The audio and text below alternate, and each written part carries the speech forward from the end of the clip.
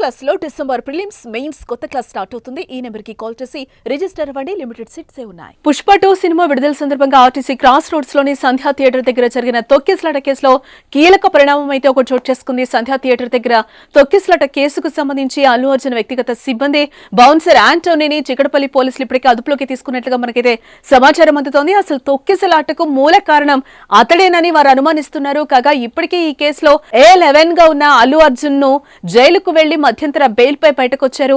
ఇక తాజాగా చిక్కడపల్లి పోలీసుల నుంచి నోటీసులు అందుకున్న హీరో అల్లు అర్జున్ ఇవాళ విచారణకు వెళ్లారు. అక్కడ సెంట్రల్ జోన్ డీసీపీ ఆధ్వర్యంలో ఏసీపీ రమేష్ కుమార్, సిఐ రాజు ఆధ్వర్యంలో ఆయన అడ్వకేట్ అశోక్ రెడ్డి సమక్షంలో అయితే విచారణ కొనసాగింది. దాదాపు 2.5 గంటల నుంచి కూడా విచారణ చేయడం జరిగింది.